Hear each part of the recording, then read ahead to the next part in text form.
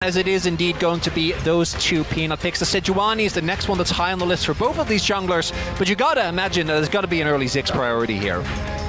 Yep, obviously seen Viper play it, you know, maybe didn't have the most inspired build, but definitely able to put the performance in that got them the win. We'll see if the priorities have shifted at all, because I think from what we've seen in playoffs, it has been shooty on that Ziggs. Smolder's also been something, particularly in the mid lane, not really bot showing up. That's going to be locked in immediately.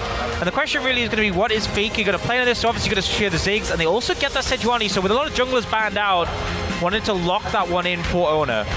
The Ivern is still available here for Peanut. He has looked like one of our best junglers on the pick. Also, most likely the Smolder is going to go mid. There is, of course, some flex potential. I feel like Smolder in the solo lanes does feel a lot stronger right now. But given the fact that Doran has pulled out Akshan at some point, I feel like he'll be down for anything. And the Ivern shouldn't come as a surprise, although that's a very different look. But something that Peanut has run games on throughout the last couple of years. Yeah, technically could be a flex if they want to put a support. We've seen a bit of that, but not too much of it recently. But definitely a pick that Peanut's confident in. Often we see him leaning heavily into side lanes on the back of this pick, so ensuring you have a decent matchup is important. Now, I don't really like the Ashe here. I think the Jhin is a much better pick. Ashe, you know, you're never going to get into auto range against the Ziggs, and it's so easy to explode him. Ziggs, you can unload the ult from a distance, and I mean, if Ziggs does throw an ult onto you when you're ulting, the follow-up probably isn't there in the first place. But Leona going to be given to carrier, so getting that strong pair. Last ban as the Corki comes out. Note that Faker has not picked his pick just yet. They take the Tristana, Azir, and Corki away. Also could be flexed, but definitely feels like something Faker would play as some hovers coming in from Guma. We already have the Ziggs, and we're just thinking about what is Faker going to play, as they should be saving counter pick for Zeus in the top lane. And so, maybe it's just... Yeah, I imagine it's the APA special, right? Yeah. Captain America showing his face here with the Ziggs coming through, most likely in the mid lane, unless it's mid Caitlyn, which, given that you have Guma on your team, I hope not. Probably not, you know. Playing the Smolder, you know. Hey, we're in an 80 carry mid lane meta. I gotta mention it at least. But to me, this just screams tower taking potential. You know, you have a Caitlyn lane in the bot lane. It's obviously not a hugely favorable matchup, but if you get an advantage there, if you lay a CC onto the Bard, get some kill leads, start taking plates in the bot lane, move the Ziggs over and secure. So clear plan coming out from T1 here.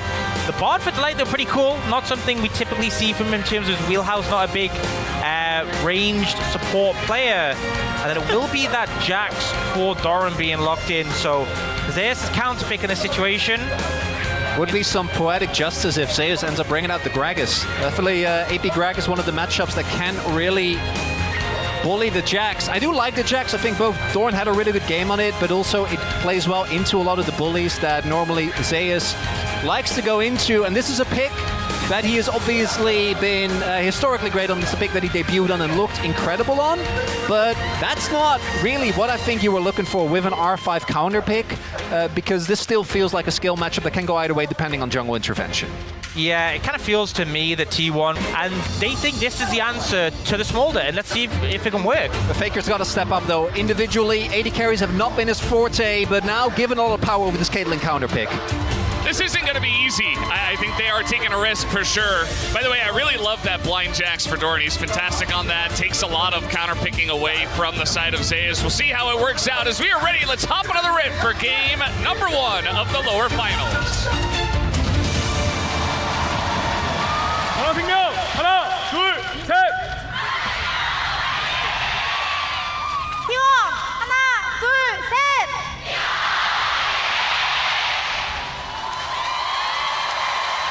Alrighty, here we go. Game number 1. And it looks like we're face checking some brushes here as Faker, he's gonna net over the wall. Has to take a net at level 1. Yeah, I haven't really seen the Smolder Caitlyn matchup very much in the mid lane, but I imagine that's not how you want to start it, having to go your net level 1.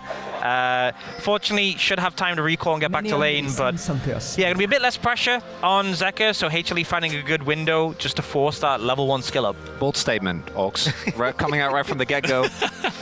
Also do note, Zeka actually going for fleet, so we have been seeing mostly Grass Smolder, even in ranged matchup. I do think that this is one of the matchups where if Faker plays it well, you really shouldn't be able to get a whole lot of stacks. Yeah. So I do think the fleet in that regard makes sense, gives you the extra movement speed, and allows you to sustain the Caitlyn harass a little bit better. Yeah, I also, you know, they've got planned nerfs for fleet, so I think a lot of the movement we've seen in solo queue towards Grasp is to kind of mirror the sustain. But I think here you just want, when you do end up trading with the Caitlyn, being able to trade the Q, but you can see here, you know, part of the thing, not having your Q level 1, Faker is going to lose in terms of the early push and be pressured a bit on the tower. And I think this is one of the things with Smolder, is obviously he's a champion that scales phenomenally, but one of the frustrations with him is he actually has quite a lot of wave clear in his kit, obviously not available at level 1, but you can just auto Q the W, also a ability with a big amount of AoE and threat, so not completely useless this early when it comes to laning prowess, but he is taking some heavy damage there. That's with, it's a bit of a fight here. Yeah, it's a little skirmish down here. Guma's still level 1, so, you know, nice little engage from the Leona, but not going to overdo it. As Faker's getting in there, he does hit the net, and it is a pretty good trade here, all things considered. This is the first time we have ever seen Caitlyn mid by anybody in the LCK. Bringing it out. I was about to say, there it is. There it is. We knew the graphic was coming. What I want to see, though, we haven't talked about this yet, but the best thing about Peanut, his Poppy, which, by the way, was spotted on that ward, is how insanely proactive he is towards the early sidelines. As was mentioned earlier, this time around, though, only going to get a couple of small Krugs, but not a lot more. He is being covered here towards this top side of the map. Yeah, really important. I feel like the diving like a mini Gnar Peanut. is such a bread and butter play. I would not put it past him to flash some walls and try to get in onto Faker, as there's the magical journey. Faker, does he know he's in trouble? He will flash away. And that's going to be Peanut trading flashes with mid lane Caitlyn. You'll take that. Yeah, especially Peanut has Hex Flash, so, you know, as Atlas always like to say, he just unlocked the Hex Flash situation, upgraded. And also, even though Faker obviously flashed away, doesn't go down, you know, you saw how he was trying to establish pressure in the lane. There's Gen G, by the way. Has to reset TP in, and yeah, Gen G watching and ready for tomorrow. You know, what better way to learn than to come down and see it all happen in person? I don't think they had Caitlyn mid on their bingo list, so can go from that right from the get-go. Also, do note here in the mid lane, both mid laners no TPing back. Cole being bought on one end for Faker. Zeka is going to have the tier, and we'll see. To me, the flash being down in of itself already useful. Might make a difference when we see some skirmishes towards the grubs. Makes it a lot easier for Peanut to get that jump. But if they're not able to get the punish, then won't end up mattering too much, as first gank already successful here, and something that we give Peanut a lot of credit for. Do note, hasn't actually backed yet, is just continuing to full clear his jungle, and probably going to take one soon. A dragon about to come up, and it is a Chemtech Drake first. Thank you very much, Orcs. Doing my best. He's on the cast. Also, like, you know, being part of that initial gank, getting the move, and I feel like Bard is always one of these champions who roam so heavily, but into a lane like a Ziggs, there's just so limited impact you can have there. Now, they are looking for a dive here on Orin. They see Owner here, and alrighty. Just going to take a mean look at him and then run the other way. They don't know exactly where the enemy jungler is, where Peanut is, and they're not going to try to dive a Counter-Strike Jax without that information. Yeah, if the Mega Gnar bar was still there and they had melee attacks for Sejuani, maybe they would have tried something. Well, still would have been a little bit of a gamble, but instead, just get it demolished. Probably. Yeah, I think that the wallop missed, and as soon as it happened, they're like, you know what, you're good. Well, you know, and I think it shows restraint not to try and overforce anyway. Obviously, the players don't just want to throw the game away in a dive this early, especially into a Jax, where there's so many counter dives. Especially into Doran in an early game in the best of 5. I feel like that's happened before. That's been a thing, yeah. Don't want to risk that. Yeah, we have the supports out on the map, hovering around mid, understandably, as the grubs are about to spawn as well, so they might be making some plays for that. Extremely important for both teams, just because the Ziggs exists. That Caitlyn, you guys mentioned, very good at sieging turrets as well. You want to take those away from T1, and if you're T1, obviously you want to pick those up. So we'll see just how much pressure we see on these grubs. For now, we do see owners going to the Drake, and Peanut has started them, so T1 are going to be giving up the grubs. Do have Carrier on a roam here towards topside. See if they can get a lane gank as this crash comes through, but the Light and Peanut are both in the area. Do also know that obviously with the ultimate or of the portal, it's going to be really easy to come through, as We do have Zeka harassing a little bit here. Yeah, this is kind of risky because it feels like Carrier went top to cover Zeus because obviously HLE are leaning top for the grubs, but now Zeka he's going in there. He's 1v3. He's like, no, I've got Mom. And he's just going to push them up. He buys enough time. And now HLE Esports rotate over. And they're going to get both as, yep, there's the spike. They take down the Drake. And HLE Esports enjoy both objectives. So not only is Carrier towards the top side, but Viper also has 6. And trying to contest that Dragon right there, if Jin can open up the curtain at any time, is a risk that T1 wasn't willing to take. And Hope Alive, both the early Drake and the free grubs. And I think the mistake was Carrier showing top. I think if you hover top, then if a dive comes, you're there to cover. But by showing top, you show your cards to HLE Esports. Zeka was like, oh, the support's not bot. I can aggress on this Dragon. And he knew the Bard was going to quickly follow. So I think that was the mistake that I understand T1 not wanting to expose theirs, but this really backfired hard for them. And if Owner is 6, then Zeka can't be that far up. Doesn't have cleanse, would only be able to flash. But without an ultimate available, there's not all you can do is Peanut. Yep, Hex flashing in, and actually just going to real flash on top of Faker here, and that is going to be Faker in a ton of trouble. Owner does make his way over, but that's first blood given over to the Smolder in the mid lane. Meanwhile, on top, Doran going to force a flash. He does trade, but takes the win in this 1v1. And there is the timing from Peanut just before Faker's flash is available. Makes his way into the mid lane. And with that flash towards the top side as well, Zeus and Doran trading there. Yeah, Doran having an advantage top all by himself. And the fact you're getting this Smolder nearly kill, this Caitlyn obviously not feeling too happy about that. And it's just great moves from HLE Esports, being on that earlier summoner spell, coming back to reiterate and secure that. And bot, we're seeing Viper a little bit behind in farm, but it's not really a meaningful gap. Take another look. It's very straightforward, right? Hex flash in, even without getting the slam into the wall. As long as Faker isn't able to get towards the wall and E over, you're always going to take him down. Yeah, I mean, the thing as well, the Smolder with the flap can easily gain distance on you. The Poppy, so much mobility as well. And the net, not that useful against the Poppy in this situation. Just really good setup from the side of HLE. And Delight will find Owner here. Yeah, in the 1v1 and maybe a 2v1, Delight is not going to win. Even a headshot, or rather a ace in the hole coming in from down the lane. Delight just says, well, I'll just flash. I mean, just a level 5 Bard. I'm not really that threatening. Here is a dive on the top lane. Doran is going to get flashed on by Carrier, and a bunch of damage goes into this Jax as Zeus will take him down, and they do get revenge for him. Good move coming out there, you know, managing to get Doran outside of tower range. Zeus doing a really good job with the ultimate. And the thing is, you're not vulnerable on the bot side because it's Ziggs. Guma still has his ult if he needed to clear a wave, but doesn't even have that pressure on him. Very necessary as well, because I think T1 was really lacking a pressure point to play through. Getting a kill onto the Gnar, definitely going to be nice. And this is actually where the, what we didn't actually see, but I imagine it was a proactive flash from Doran towards the top side that forced Zeus' flash, ends up backfiring. It was, yeah. If he has a flash available, maybe there's a way to outplay that to stall until you can counter-strike, until reinforcements can arrive, but doesn't end up coming through.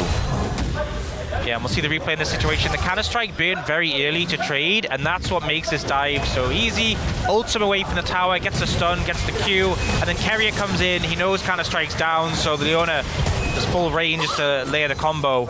Good moves there from Zeus to set that one up. I do feel like if Doran just hugged the turret and maybe saved his counter-strike, probably would have put himself in a better spot, but instead kind of ends up running away halfway, and then he just kind of dies. Yeah, the counter-strike value into a team with the Sejuani and Leona is so high. If you have that defensively, then you can easily prevent them from stacking up either Sejuani passive or the Leona Q. Now, HLE going for the gloves again, and it looks like T1 want to try and stop them from getting the full 6. Yeah, this is pretty interesting that T1 just really, they don't have much presence on these grubs. I mean, they're fighting to get 1 at this point in time, maybe 2, with their Caitlyn Ziggs combo, and they should be able to get 2 unless HLE Esports have a big plan invested here. Doran does have his TP available, so he can join, but it looks like HLE. Oh! He now had Smite, and he's going to take number 5, so that's 5 is. grubs TP for the set of HLE Esports. Here's the TP, as you mentioned, getting right into that backline. The Ziggs, Guma, he's all alone. Down he will go, and that's That's a bonus kill as well for HLE Sports on top of everything else. And you gotta ask, was it worth it? You know, you got the one grub, but giving up so much pressure there, Carrier...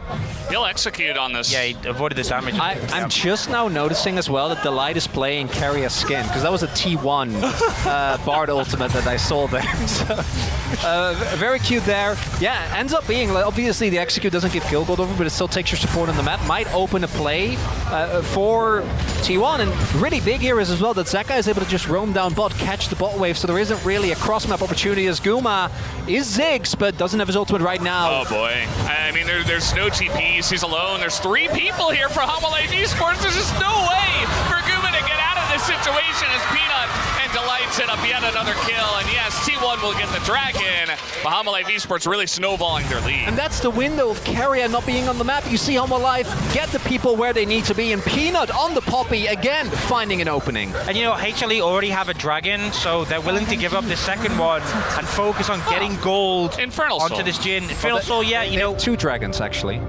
Yeah, thank you. You're welcome, Mark. Thank you for that. That's I very mean, it is one of important those information. things where if they'd lent towards Dragon, I could understand it, because, you know, if you see Chemtech Ocean, you're pretty confident it's going to be a very strong soul. And Infernal here, you know, there's a lot of champions. Jhin, Smolder, Caitlyn, Ziggs all really sync well with Infernal Soul, but HLE opting to extend their lead a bit by playing to the top side, and now Viper 2-0.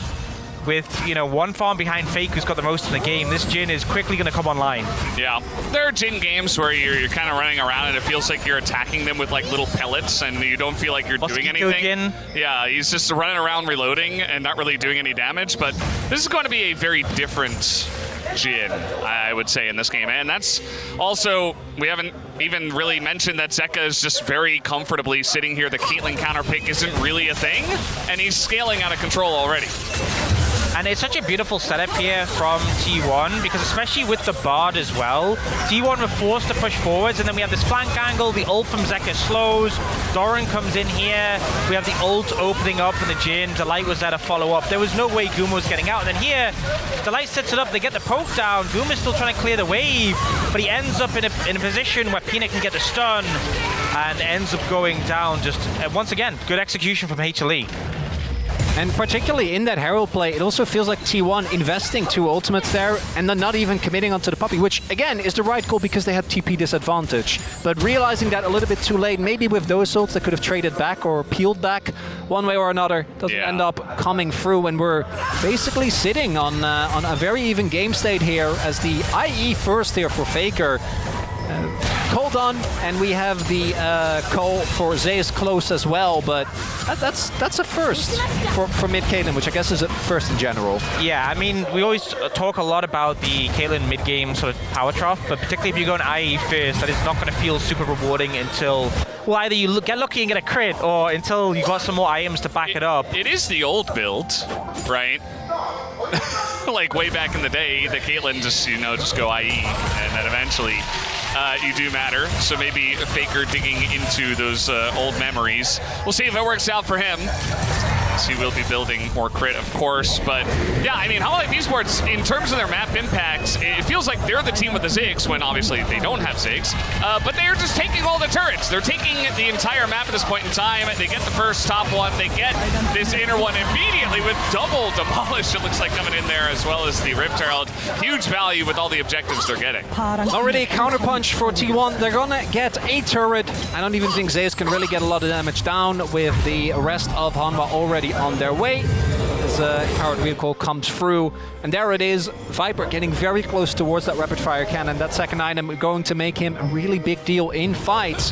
We haven't really seen a 5v5 yet, and I imagine that's where T1 are gonna have to kind of band together and keep Faker and Guma safe, because it feels right now if any of Doran or Peanut ever get near them, they're not going to be able to play the game. I'm just really concerned because, you know, even though the gold gap isn't actually that big for HLE, it's because Zeus is really fed, and if he's not able to find the impact in the team fights, which can be hit or miss with a Gnar who has to rely on Mega, T1 are really going to struggle. Like, Guma's far behind, Faker isn't super strong yet, and it's Zeus or bust at the moment. Obviously, if he can have an impact in the side lanes, fantastic, but you're going to have to play for these dragons with it being Infernal Soul. You know, you're up into potentially Smolder as a ton of wave clear or a Jax in the side lane, both of which I think are fine to hold off Zeus. So I am concerned about how T1 are going to match up when we get to this 5v5s, and with the dragon in a minute, that's probably going to be where we see it. Feels like there's a closing window in that regard as well, because Zeka currently at 132 stacks. As I say that, going to get up to 135, but obviously from this point is going to go a lot faster. And you'll probably be able to get this dragon if Hanwha Life don't contest. Right now, I think they still could, particularly because Doran still has the TP available, and we do see Peanut maybe looking for a play towards the mid wave. But even if T1 get this one, this is just a second dragon. Doesn't set them up for Soul Point. How crazy is it though? The Viper was second highest in experience, and Delight's just been roaming and giving him so much solo XP. He's level 12, the highest level in his team as an AD carry. Not something you commonly see, especially not this early in the game. Spent a lot of time alone in bot lane, and then a decent amount of time alone in mid as well. Just kind of solo farming. And as you mentioned, Delight's been everywhere, as he normally is. And, you know, T1 trying to set up for this Drake. Don't blame them. I mean, with the Caitlyn, you do have some nice zone control. Caitlyn and Ziggs especially, if they were ahead, like, Hanwha Life Esports wouldn't really be able to approach anything. But it's kind of an awkward spot where they're trying to set up a nice little box for them around this objective, but Hanwha Life Esports might just barge on through. Yeah, they see Faker in the bot lane, so they just run through all the traps and clear them out. And here now, it is. Yeah. Good old burning the flash from Guma.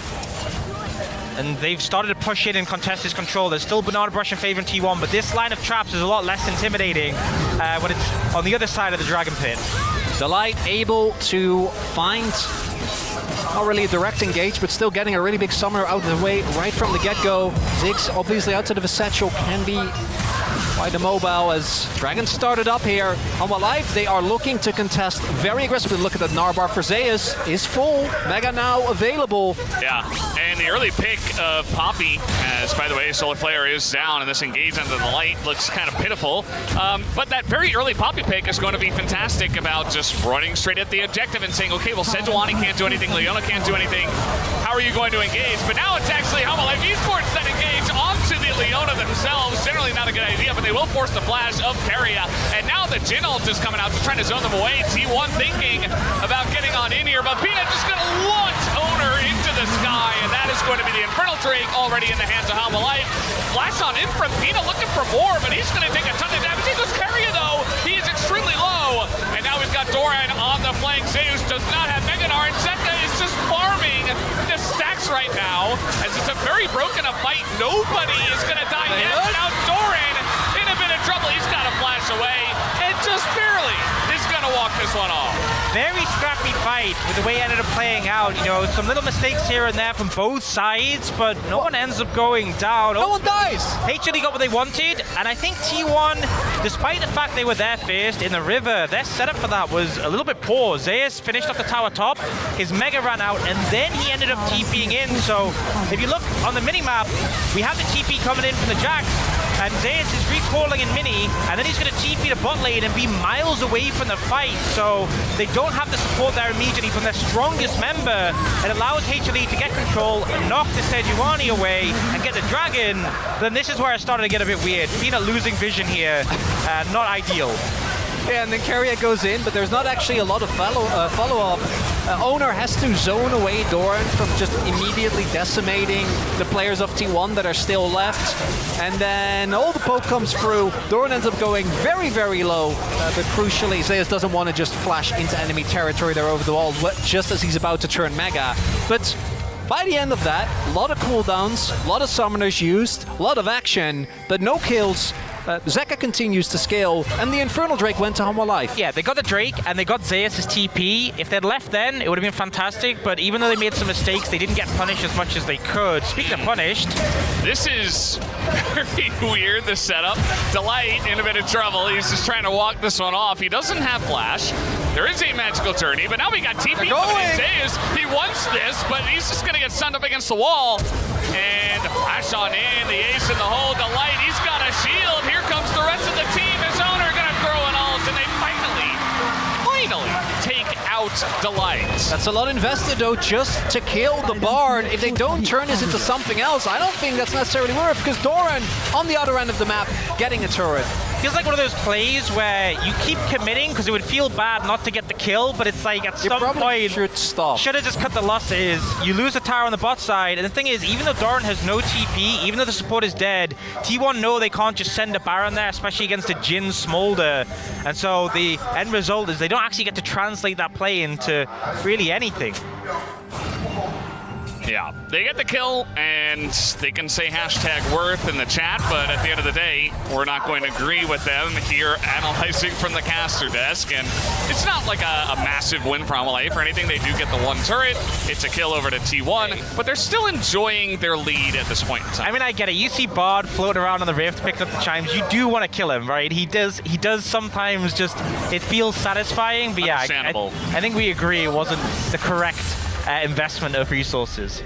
The only upside of that play is that T1 got another kill on Zeus. So Zeus in a side lane. Throughout this summer, I don't think he's been very dependable. Really, arguably throughout this year, there's been a lot of I lock a range top laner over push and end up going down in the side lane, but I do think he's really cleaned up play in the recent series. We'll see if T1 can use that as a pressure point. Here we go again. Oh, Guma, he has flash. He's not going to use it this time. Finally will use it. There's Bomb from the sky as well, and now Peanut just running away from this one. Owner going to throw an ult, as a lot of these fights very much on a nice edge, but that is a Poppy as the satchel comes in. You can't kill the Poppy at this point in time, but they're going to force HLE Esports back, and HLE themselves not able to get too much out of the trade either. They do force Peanut to flash away. He's going to pull out the helicopter, just threaten it here to save this turret, and now he will go for a back.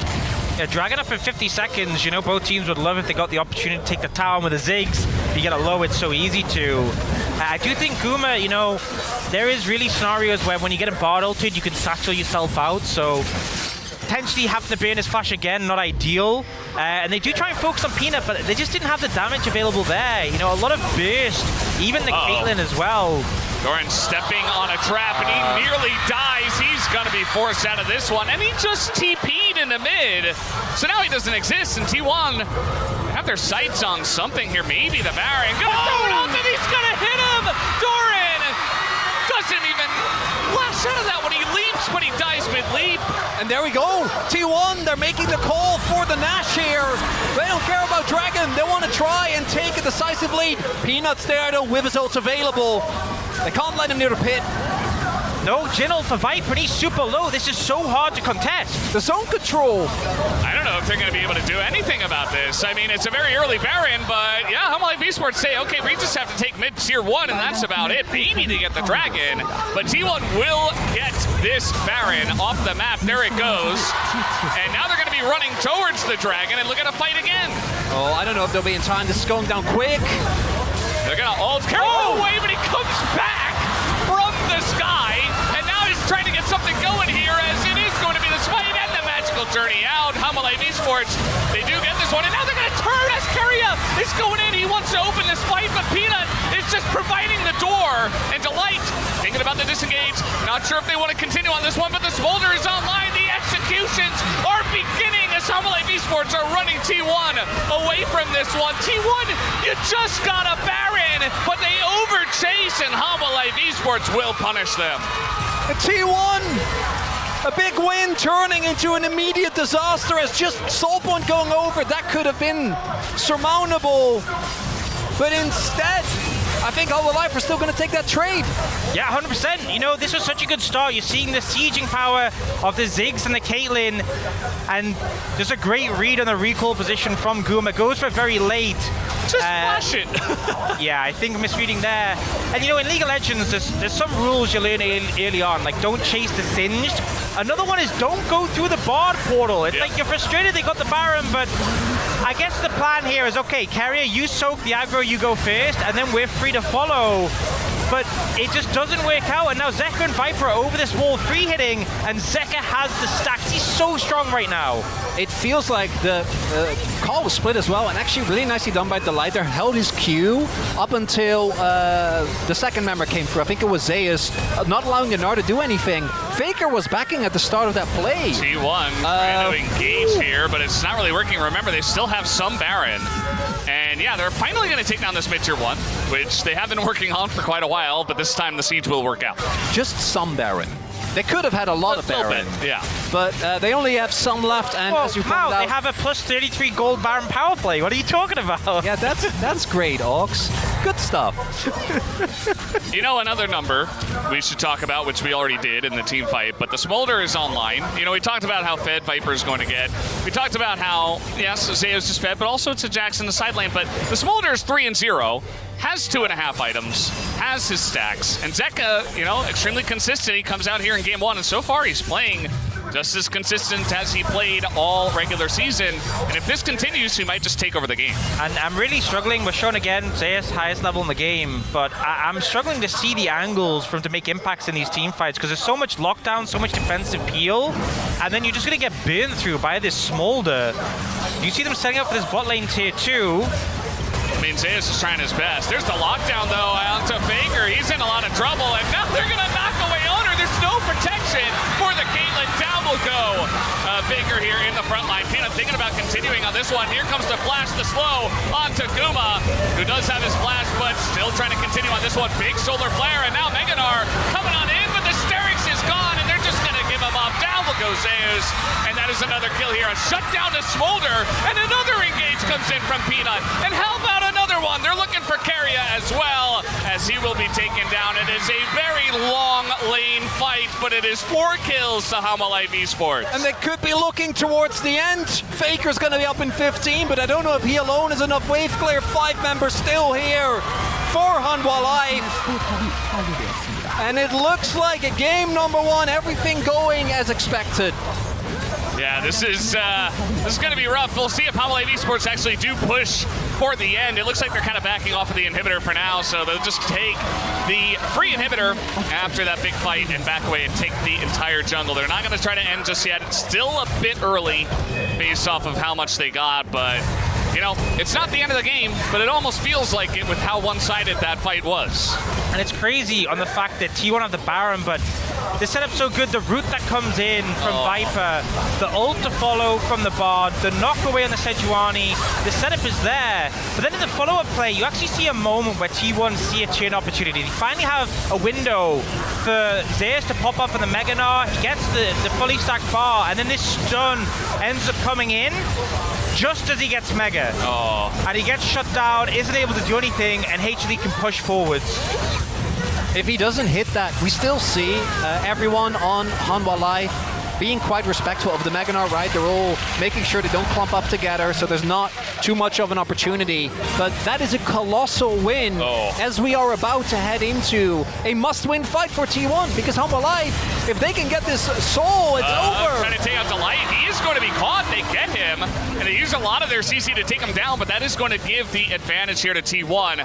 5 members to 4. Now, Hamalive Esports still have their carries. They still have a front line, and they're still very far ahead, so it looks like they want to just fight for this one. Doran just jumping on in, doesn't even care. It's a 4v4 right now as the TP from Zeus is late and the execution will come in. And look at the damage right now from the side of Hamalive. They take down 2, and Zeus can't even kill a measly Jhin in the backline by himself. It's a totally broken up fight, and that will absolutely favor Hamalive Esports.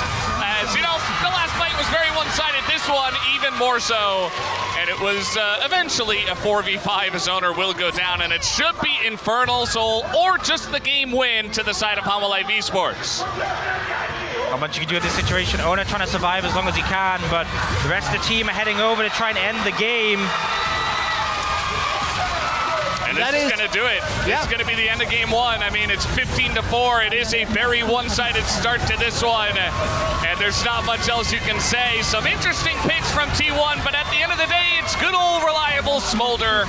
And the Poppy as well from Peanut to get the job done as very dominant game 1 win here to the side of Hamalive Esports to start.